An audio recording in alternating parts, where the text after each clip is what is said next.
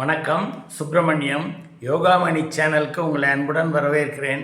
இன்னைக்கு சமையல் குறிப்பில் நம்ம பார்க்க போகிறது பால் ரவா கேசரி எப்படி செய்கிறதுன்னு பார்க்கலாம் வாங்க.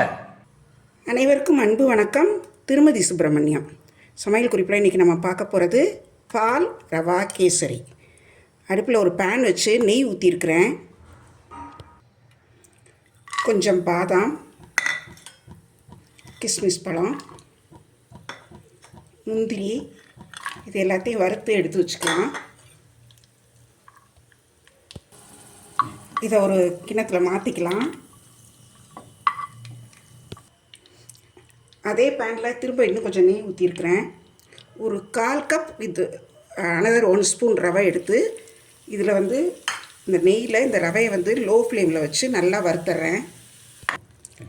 நல்லா லோ ஃப்ளேமில் நெய்லேயே கொஞ்சம் நல்லா சலசலன்னு பொரியிற அளவுக்கு நல்லா பொறுமையாக நல்லா வறுத்தாச்சு. வாசனை வந்துருச்சு. இப்போ என்ன செய்கிறோன்னா 1/4 கப் ரவை எடுத்திருந்ததுனால 1 கப் பால் எடுத்துருக்கிறேன். அந்த பால் நல்லா சூடாக இருக்குது. இந்த ஆப்போசிட் சைட்லேருந்து ஓரத்துலேருந்து கொஞ்சம் கொஞ்சமாக ஊற்றி கிளறேன். இது 1 பங்கு ரவைக்கு 4 பங்கு பால் ஊற்றலாம். டீ லோ ஃப்ளேம்லேயே இருக்கணும்.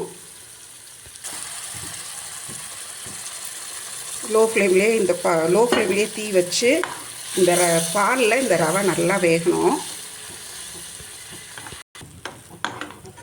ரவை நல்லா வெந்து இப்படி நல்லா பால் மாதிரி நல்லா திருப்ப வரும். இந்த ஸ்டேஜில் இப்போ நம்ம சுகரை சேர்க்கலாம். 1/4 கப் ரவைக்கு 1/2 கப் சுகர் எடுத்து வச்சுருக்கிறேன். சுகரை கொஞ்சம் கொஞ்சமாக தூவி கொஞ்சம் கொஞ்சமாக கிளறி விட்டு அதுக்கப்புறம் ஃபுல் சுகரையும் திரும்ப கொஞ்சம் கொஞ்சமாகவே சேர்க்கலாம். கொஞ்சம் கொஞ்சமாக சேர்க்குறேன்.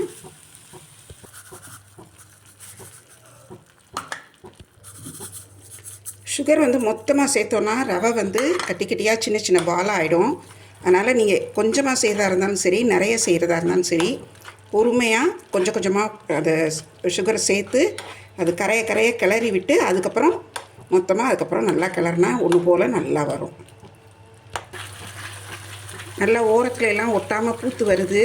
இந்த ஸ்டேஜில் இந்த வறுத்து வச்சுருக்கிற இந்த முந்திரி, பாதாம், கிஸ்மிஸ் பழம் எல்லாம் சேர்த்து கிளறி இறக்கிடலாம். இது நல்ல ஃப்ளேவர்ஃபுல்லாக இருக்கும். செய்து பாருங்கள். வீடியோ பார்த்துட்ருக்கிறவங்க எங்கள் யோகாமணி சேனலுக்கு இது வரைக்கும் சப்ஸ்கிரைப் பண்ணலைன்னா சப்ஸ்கிரைப் பண்ணிக்கோங்க. வீடியோஸ் லைக் பண்ணுங்கள், ஷேர் பண்ணுங்கள். இப்போ இது ரெடி ஆகிடுச்சு. நம்ம எடுத்து பரிமாறிடலாம். பரிமாறதுக்கு முன்னாடி ஒரு சிட்டிகை ஏலத்தூள் சேர்த்துடலாம். இதையும் சேர்த்து நல்லா கிளறிட்டு பாதாம் துருவி வச்சுருக்கிறேன். இந்த பாதாமை நல்லா மேலே எடுத்து வைக்கிறப்போ மேலே அதை சேர்த்து அழகாக பரிமாறிடலாம். எடுத்து வச்சுக்கோ. இந்த துருவின பாதாம் இது மேலே அப்படியே நல்லா தூவி விட்டுடலாம். நல்லா டேஸ்டியாக இருக்கும்.